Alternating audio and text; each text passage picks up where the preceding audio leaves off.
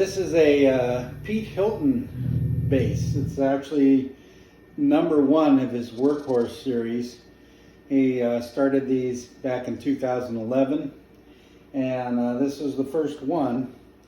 And it is a fantastic bass. I was talking to Pete the other day online, and he said that he's been perfecting them ever since, but I can't imagine a bass any better than this one is. It's really amazing.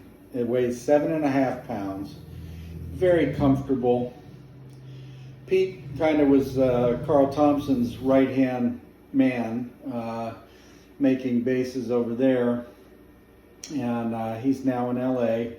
He moved on and started his own thing, and he's taken it to heights that Carl can only dream of at this point. I mean, there's some nice Carl Thompsons, but Pete has really moved into another dimension with him.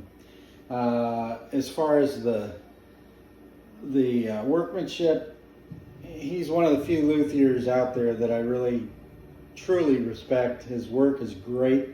He has a great artistic sense. He has a attention to detail that's superb. You can feel the love that the guy puts into every bass. Everyone I've ever picked up that he's made is just got a amazing grace to it. And this one is without a doubt the best of any that I've played. It's just got everything that I'm looking for. It's lightweight, it's comfortable, it's ergonomic as heck. It sits and floats, the neck's just floating out in space and balanced. Of course, the workmanship and the quality is superb, but tonally, it also is getting stuff that I rarely find.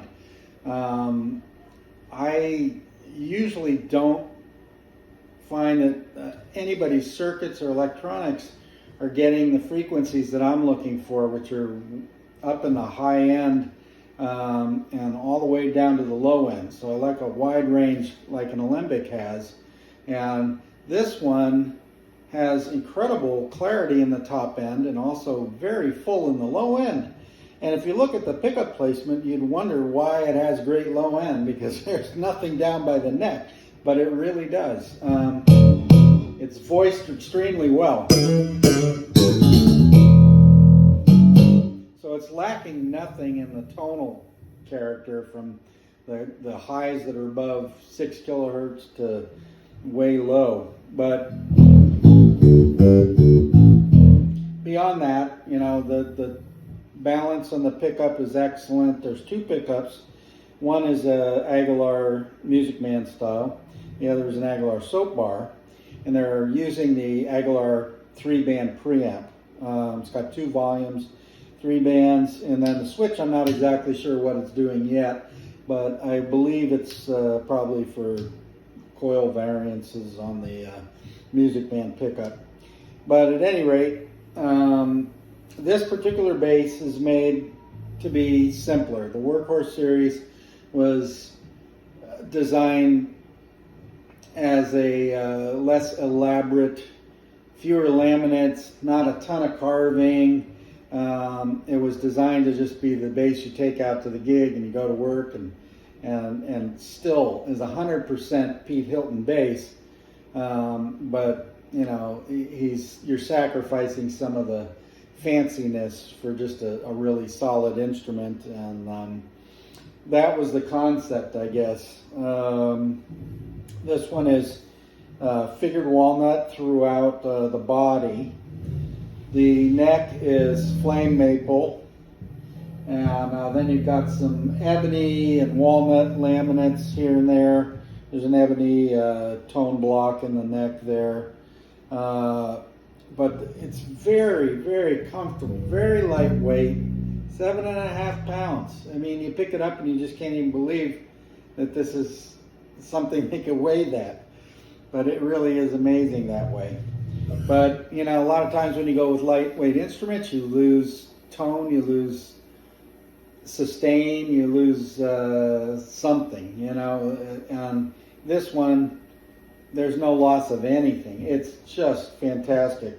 The ebony fingerboard works great. It has a aluminum nut, and that is something that I'm finding sounds so good that I may start experimenting with it on some of my other instruments, because it works.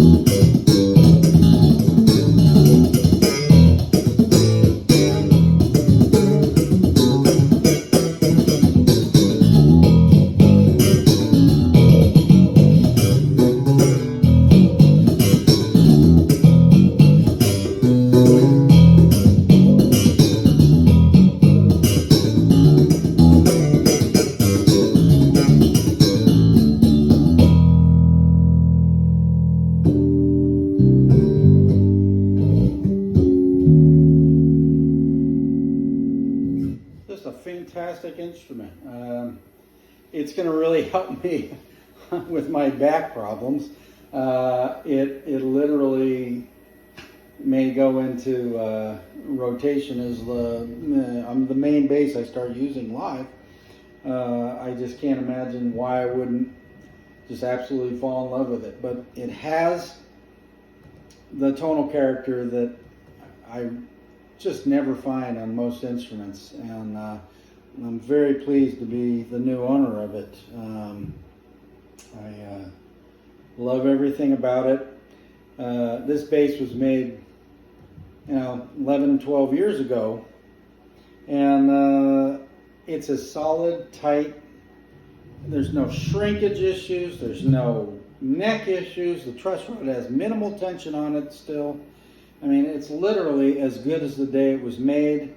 And very few instruments can go through a 10 or 11 year span and not have shrinkage issues with certain things, fingerboard shrinkage. He's obviously aging the woods correctly and, assembling things in a way that they're just not going to be a problem down the road. And that's why I really respect him and his talent as a luthier. Anyway, this is a Pete Hilton Workhorse. This is the first one that was ever done, and I'm exceedingly pleased with it.